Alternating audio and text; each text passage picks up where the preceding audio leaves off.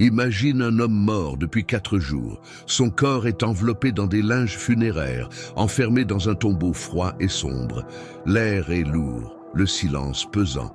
Sa famille pleure. Les gens murmurent. Il n'y a plus d'espoir. La mort a eu le dernier mot, mais soudain, une voix puissante brise le silence. Lazare sort, les cœurs s'arrêtent, un frisson traverse la foule. Puis, un bruit, quelque chose bouge à l'intérieur du tombeau. Et là, sous les regards horrifiés et émerveillés des spectateurs, Lazare apparaît, vivant. Ce miracle était une preuve absolue du pouvoir de Jésus. Il dominait la mort elle-même. Mais ce que peu de gens savaient, c'est que cet acte allait tout changer. Ce miracle, aussi incroyable soit-il, a déclenché un plan secret, un complot dans l'ombre. Car si Jésus pouvait faire cela, que pouvait-il encore accomplir? Les grands prêtres avaient peur.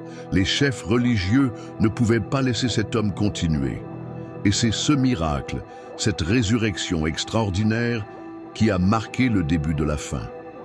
Tu es prêt à découvrir l'histoire cachée derrière la résurrection de Lazare? Accroche-toi, parce que cette histoire est plus terrifiante que tu ne l'imagines. Attention, tu regardes cette vidéo et tu n'es toujours pas abonné. Mais cette opportunité ne sera pas là pour toujours. Abonne-toi maintenant et active la cloche, car seuls ceux qui font partie de cette communauté reçoivent en premier les histoires les plus marquantes de la Bible. Et laisse ton « j'aime », car chaque like aide à ce que plus de personnes découvrent ce message transformateur. Le moment, c'est maintenant. Ne laisse pas passer cette chance. Rejoins-nous et avançons ensemble sur ce chemin de foi. Clique et abonne-toi tout de suite. Maintenant, nous entrons dans l'histoire. Dans un petit village paisible appelé Béthanie, à quelques kilomètres de Jérusalem, vivait un homme nommé Lazare. Il n'était ni un roi, ni un chef militaire, ni un riche commerçant. C'était un homme ordinaire, mais avec quelque chose d'extraordinaire. Jésus l'aimait profondément. Lazare n'était pas seul. Il vivait avec ses 2 sœurs, Marthe et Marie. Marthe, toujours occupée, aimait s'assurer que tout soit en ordre dans la maison. Marie, quant à elle, préférait s'asseoir aux pieds de Jésus et écouter ses enseignements avec émerveillement. Mais ce qui rendait cette famille spéciale, c'était leur lien unique avec Jésus. À chaque passage à Béthanie, Jésus trouvait refuge chez eux. C'était son lieu de repos, son havre de paix. Dans cette maison, il n'y avait pas de pharisiens cherchant à le piéger, ni de foules essayant de le toucher. Il y trouvait de véritables amis. Lazare et ses sœurs aimaient Jésus non seulement comme un maître et un prophète, mais comme un ami intime, un frère de cœur. Rien ne semblait pouvoir troubler cette harmonie. Rien ne laissait présager que cette maison allait être témoin d'un des miracles les plus bouleversants de l'histoire. Mais un jour, tout bascula et leur foi allait être mise à l'épreuve comme jamais auparavant.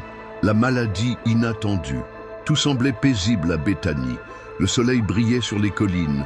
Les rues du village résonnaient des voix des marchands et des rires des enfants jouant près des maisons en pierre. Mais derrière les murs de la maison de Lazare, une tempête silencieuse se préparait. Au début, ce n'était qu'une simple fatigue.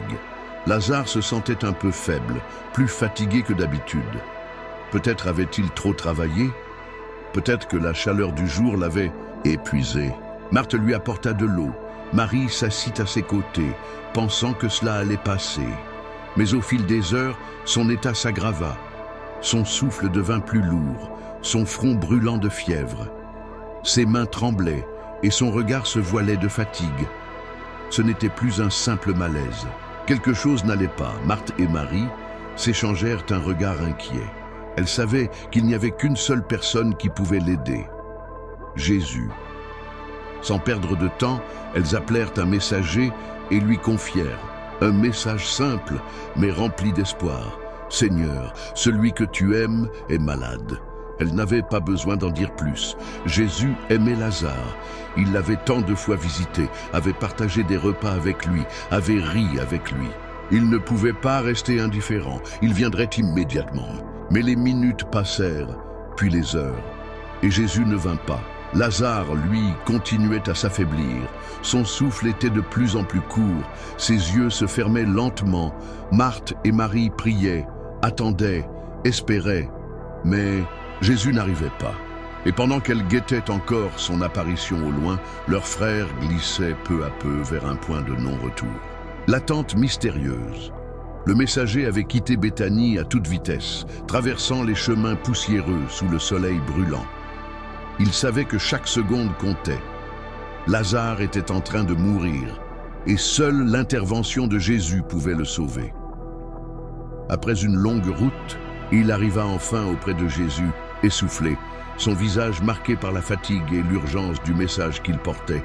Tous les disciples se turent en le voyant approcher. « Seigneur, celui que tu aimes est malade. » Il n'avait pas besoin d'en dire plus. Tous savaient de qui il parlait. Jésus connaissait bien Lazare. Il connaissait aussi Marthe et Marie. Elles étaient comme une famille pour lui.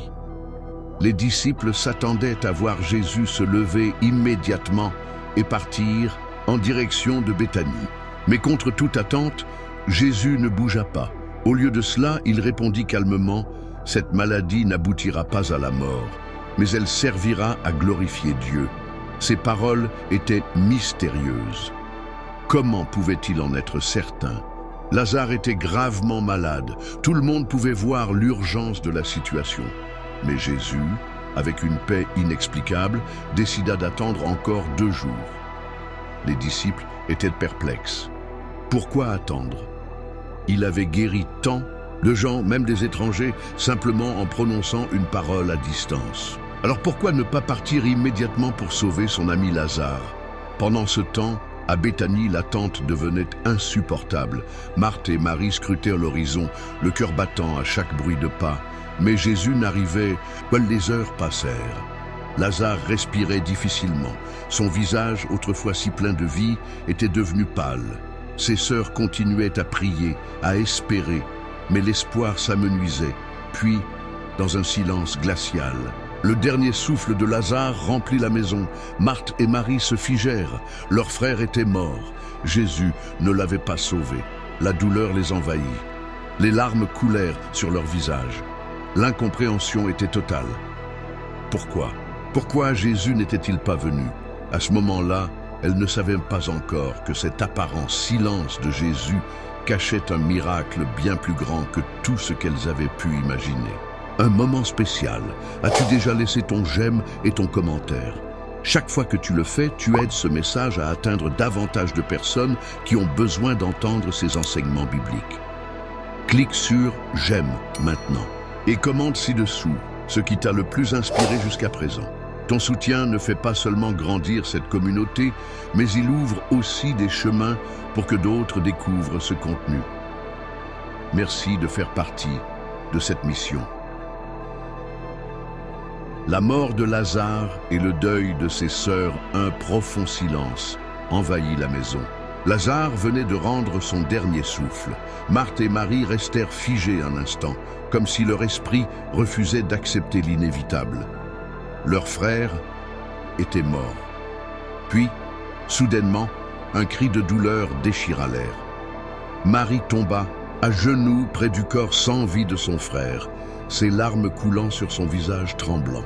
Marthe, quant à elle, resta debout, les poings serrés, son regard perdu dans le vide.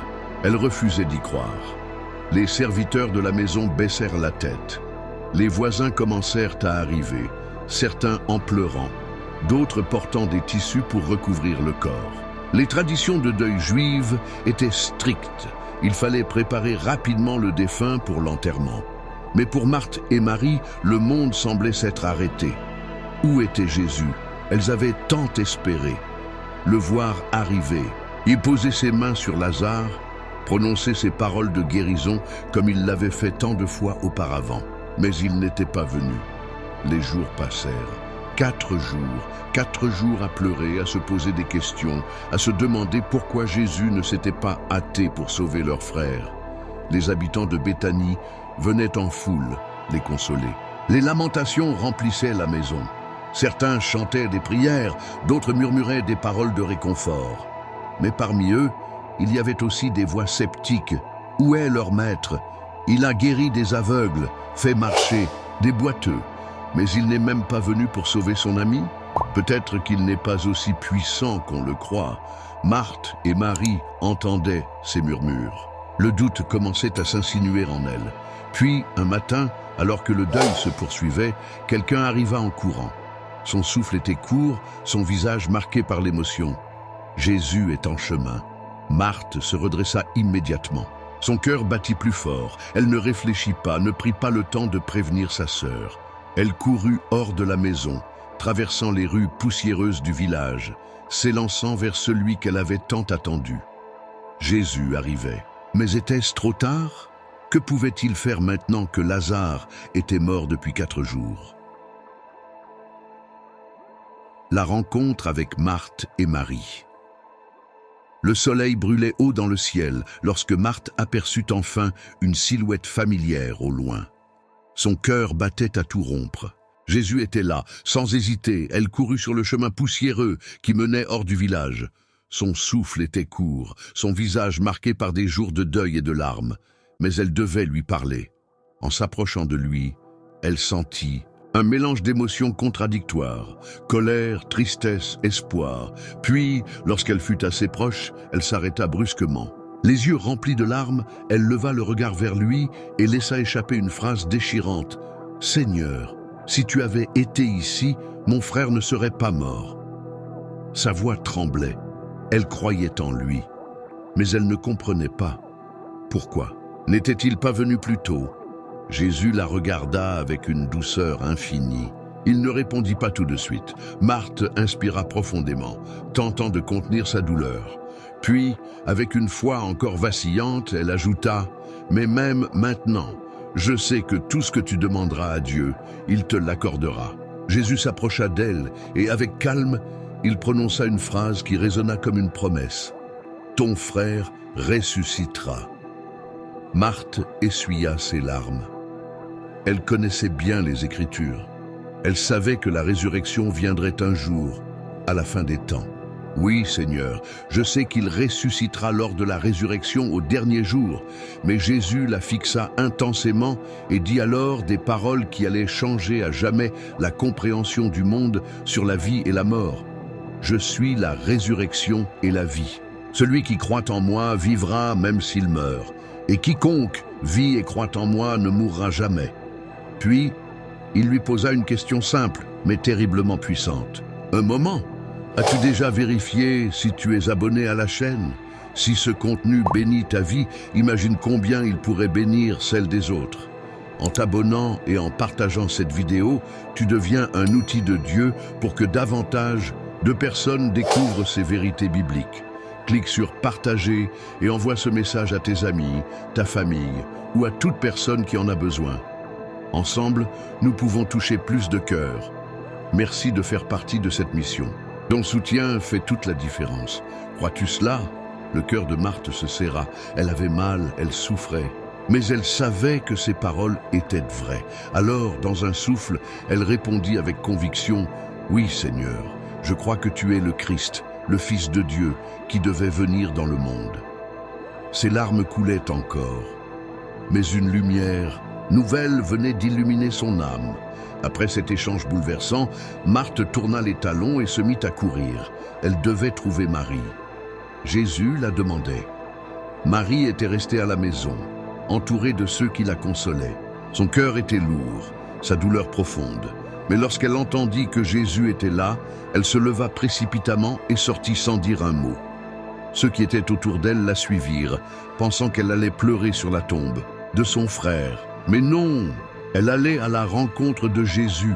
Lorsqu'elle arriva à ses pieds, elle ne put retenir ses larmes. Elle tomba à genoux et répéta les mêmes mots que sa sœur, mais avec une douleur encore plus intense. « Seigneur, si tu avais été ici, mon frère ne serait pas mort. » Ses sanglots secouaient tout son corps. Autour d'elle, la foule pleurait aussi. Et à ce moment précis, Jésus, voyant leur douleur, fut profondément bouleversé. Le Fils de Dieu, celui qui connaissait déjà l'issue de cette histoire, celui qui savait que la mort ne serait pas le dernier mot, se mit à pleurer. Un silence tomba sur l'assemblée. Même Jésus pleurait. Les murmures commencèrent parmi la foule. « Voyez comme il l'aimait. Mais d'autres, sceptiques, s'interrogeaient encore. Lui qui a ouvert les yeux d'un aveugle, ne pouvait-il pas empêcher Lazare de mourir?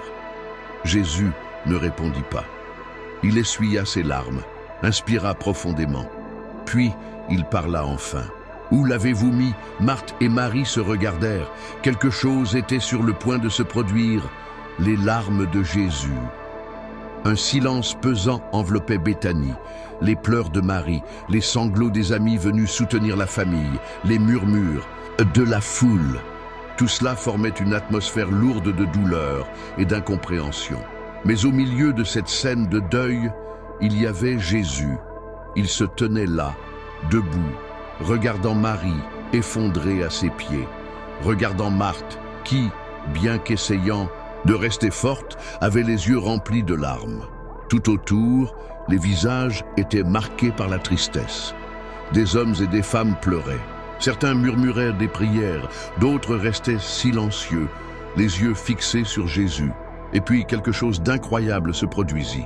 Jésus, le Fils de Dieu, celui qui était venu apporter l'espoir, celui qui connaissait la fin de cette histoire, se mit à pleurer. Oui, Jésus pleura. Ce moment brisa quelque chose dans l'assemblée. Jamais ils ne l'avaient vu ainsi. Certains furent profondément touchés et chuchotèrent « Voyez comme il l'aimait ».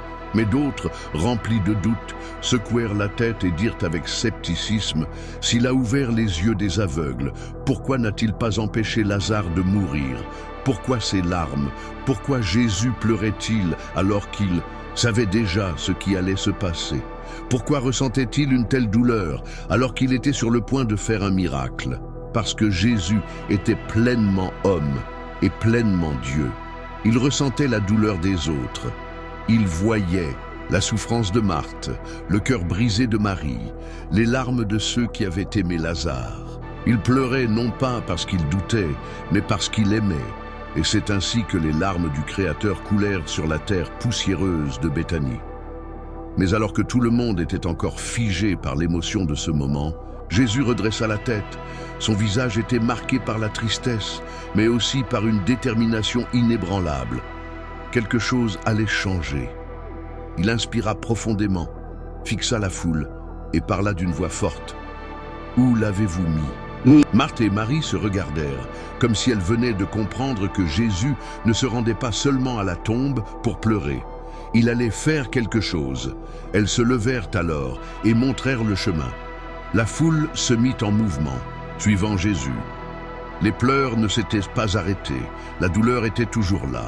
Mais au fond d'eux, un espoir étrange naissait. Car quand Jésus demande à voir la tombe, c'est que la mort ne sera pas le dernier mot.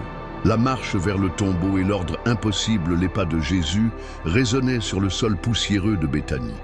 Derrière lui, Marthe et Marie avançaient en silence, le cœur serré.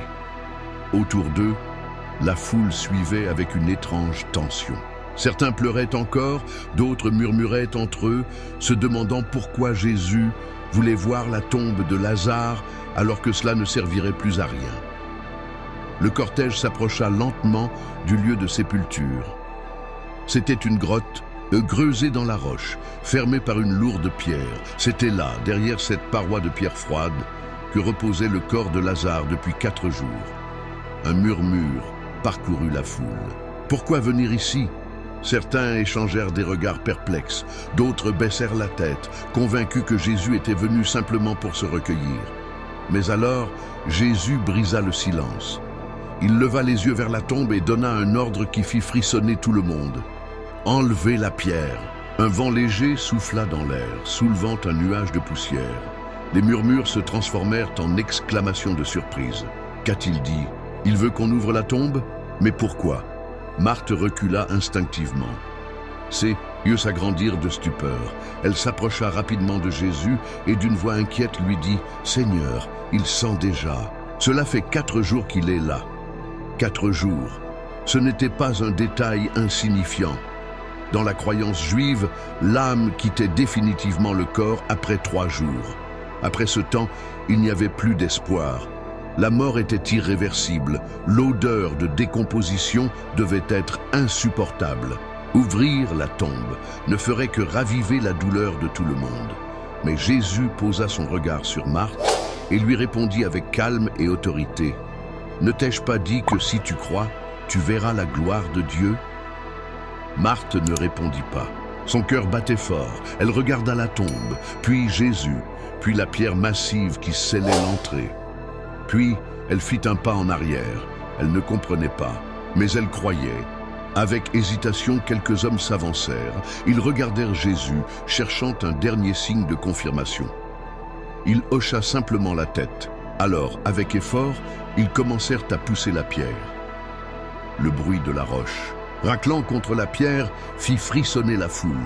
Certains reculèrent, d'autres se couvrirent le nez, s'attendant au pire. Marthe et Marie se serrèrent l'une contre l'autre, tremblantes. Le tombeau était maintenant ouvert. Un silence pesant s'abattit sur l'assemblée. Tous les regards étaient rivés sur Jésus. Il leva alors les yeux au ciel et murmura une prière. Quelque chose d'inimaginable allait se produire. L'appel à la résurrection. Un silence pesant s'abattit sur la foule. Tous les regards étaient tournés vers Jésus. La pierre massive avait été roulée, révélant l'entrée sombre et inquiétante du tombeau. Une odeur âcre flottait dans l'air. Certains reculèrent, couvrant leur visage de leur manteau. La mort était bien réelle, mais Jésus, lui, ne détourna pas les yeux. Il leva lentement son visage vers le ciel, ses yeux reflétant une lumière divine. Et là, devant tous, il prononça une prière qui allait changer l'histoire. « Père, je te rends grâce de ce que tu m'as exaucé. » La foule écoutait sans comprendre. « Exaucé ? Mais que voulait-il dire ?» Jésus continua, sa voix résonnant avec une certitude absolue. « Je savais que tu m'exauces toujours, mais j'ai parlé ainsi à cause de la foule qui m'entoure, afin qu'ils croient que tu m'as envoyé. » Les murmures reprirent dans l'assemblée. Qu'allait-il faire? Certains le regardaient avec espoir. D'autres, plus sceptiques, croisaient les bras, secouant la tête. Lazare était mort depuis 4 jours. Il était trop tard. Mais alors, Jésus fit un pas en avant. Son regard était fixe, son expression pleine d'autorité. Puis il leva la main et cria d'une voix forte « Lazare, sors !» L'écho de sa voix sembla résonner jusque dans les profondeurs de la tombe. Le temps sembla s'arrêter. Tous retinrent leur souffle. Certains fermèrent les yeux, incapables de regarder. D'autres se rapprochèrent inconsciemment, attirés par l'intensité du moment. Et puis, un bruit, un frisson parcourut la foule. Quelque chose bougeait à l'intérieur. Marthe et Marie s'agrippèrent l'une à l'autre. Était-ce possible? Puis, dans l'ombre de la tombe, une silhouette apparut. Un cri de surprise s'éleva. Des mains tremblantes se couvrirent la bouche. Les visages pâlirent. Lazare était là, toujours enveloppé dans ses linges funéraires. Son corps était debout et vivant. Ses yeux étaient encore voilés, son souffle court, comme s'il revenait d'un long sommeil. La mort venait d'être vaincue. Certains tombèrent à genoux, d'autres pleurèrent d'émotion. La foule était en état de choc. Marthe et Marie n'osèrent pas bouger. Était-ce un rêve? Était-ce vraiment leur frère? Jésus brisa alors l'étonnement général avec un dernier ordre. Déliez-le et laissez-le aller.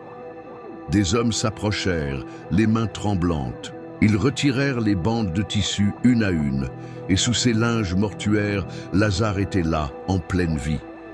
Marie se précipita vers lui en larmes. Marthe posa ses mains sur son visage, ne pouvant croire ce miracle. Le silence laissa place à des cris de joie. La foule éclata en louanges. Dieu avait agi. Mais alors que la plupart célébraient dans l'ombre, certains observaient avec un regard inquiet. Ce miracle allait tout changer et il ne plairait pas à tout le monde. L'émerveillement et la gloire de Dieu. Le choc et l'émotion étaient palpables. Lazare était debout. Les linceuls qui l'enveloppaient encore témoignaient d'une réalité indéniable. Cet homme était mort.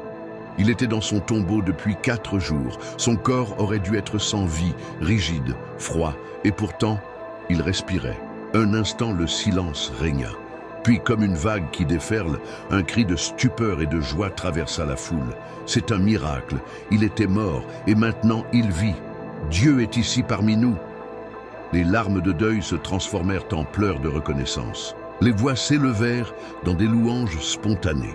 Certains tombèrent à genoux, d'autres levèrent les mains vers le ciel en criant « Béni soit le nom du Seigneur !» Marie et Marthe se précipitèrent vers leur frère. Elles touchèrent son visage, ses mains. C'était bien lui, leur Lazare. Celui qu'elles pensaient avoir perdu à jamais était de retour. Des hommes qui avaient délié les bandelettes le regardaient encore, comme s'ils n'osaient pas croire ce qu'ils voyaient.